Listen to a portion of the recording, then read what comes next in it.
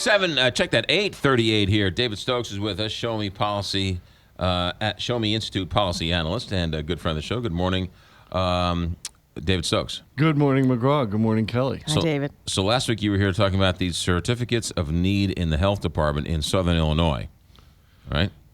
We were a couple weeks ago. Yes. And we wanted to follow up with Well, what's going on one now? more conversation about it. Well, the Business Journal had a nice editorial on it the other day with talking about the uproar that's caused by St. Elizabeth Hospital moving. You'd think from the uproar that they were like closing the factory down and moving all the jobs to Mexico. Right. In fact, they're just moving a couple of miles.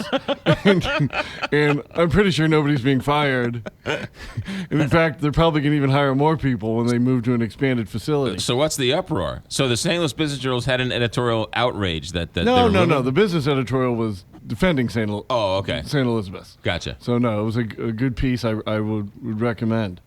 But it's just another example of how these certificate of need or con laws are really harmful to our healthcare system. And we've got the same thing in St. Louis right now. We have the same laws in Missouri, even though the federal government realized a couple decades ago that these laws didn't work. They didn't hold down healthcare costs, and the federal government got rid of them. Unfortunately, Missouri and Illinois kept their state versions. So now Paul McKee, a developer who I have criticized in the past for his heavy use of TIF, here, as part of his development in North St. Louis, he wants to do a small healthcare facility, just a 3-bed clinic.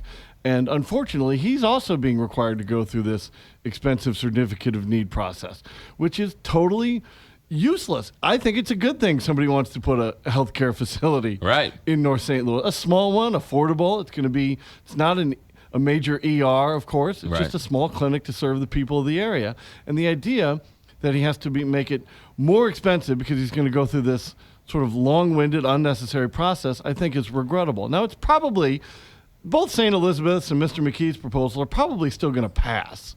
But it's the fact that they're going to have to spend extra money and go through the process, which is unfortunate. What is the process? What is he doing to have to, what is the state making him do to open up this healthcare facility? You have to go to the state board, the state healthcare board, which has I forget the exact title that might oversee certificate of needs. Right. But there's a committee made of state appointees and other hospitals. I mean, his future competitors are on this board. Right. And they get to look at the evidence he'll present and people opposed to the move might present as to whether or not this is necessary.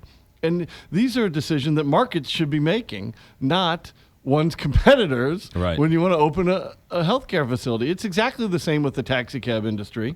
I mean, it's exactly the same with the moving industry until a court decision tossed that out a couple of years ago in Missouri. The idea that because you want your business, you want to open a business and be an entrepreneur of any type, that your future competitors should be able to weigh in on whether or not you should get that license is absurd. And I think most people realize that, and they don't realize how much we actually still have that in Missouri. Financially, though, how much will it be taxing on him? How much will he have to pay? Is it just the time and effort and all of that, or? I think it's more the time and effort because the amount for the proposal is going to vary by how big the proposal is. So I don't know, is it going to cost him $100,000 or $500,000 to go through this process? Probably more about $100,000. I don't know for sure. Whatever it is, it's an unnecessary waste of time for him. He should be able to put in a small healthcare facility in North St. Louis as soon as he can to try to meet the healthcare needs of that facility. And St. Elizabeth, over in Belleville, should be able to move to O'Fallon as quickly as they can to expand their facility. And the idea that this board of one's competitors and of appointed bureaucrats would be taking comments from people in Belleville saying, no, don't let them move, it'll be harmful to us. I mean, that's crazy. This is St. Elizabeth's money. They should be able to make their investment. What's really funny about this is, I mean, it's sad, is that it's so wrong on so many levels, and just a blatant anti-competition, right? Law. I mean, that's basically what it is. When you open up a bar, you don't have to ask the other bars in town whether, can I open up a bar next to you? Is that okay? I mean, you shouldn't have to ask your competition, is it okay if I open up a restaurant here?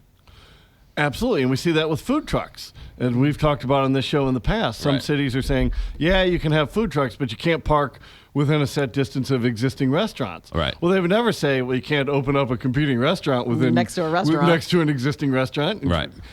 But why do they get to do that with food trucks? Well, the food trucks is a little bit different only because there is some type of tax implication. So you have to rent a space, then you're paying property tax on that space. The food truck's not paying property tax on that space.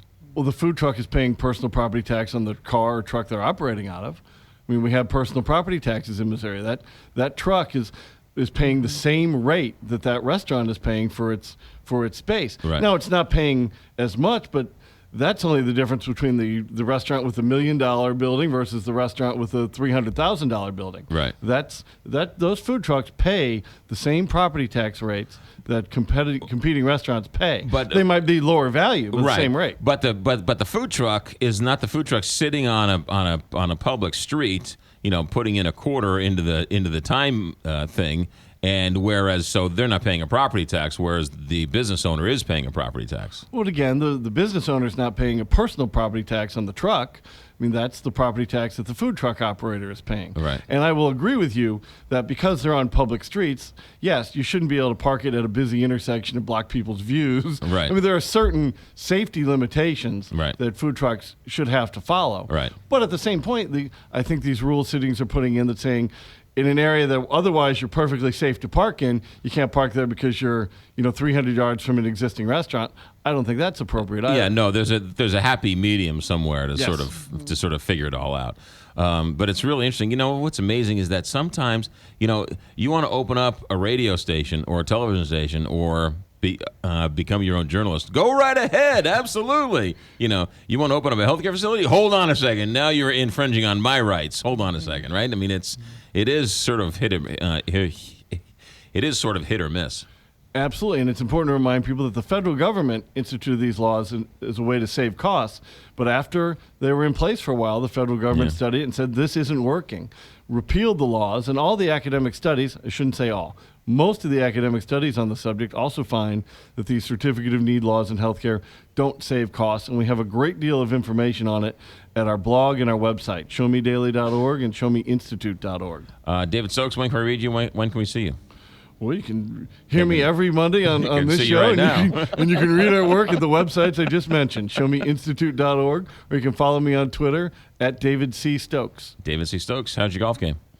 I haven't actually played in a couple of weeks. It's the height of soccer season for the kids. No, it's not. You haven't played in a couple of weeks because your wife hasn't left in a couple of weeks. I'm also not very good.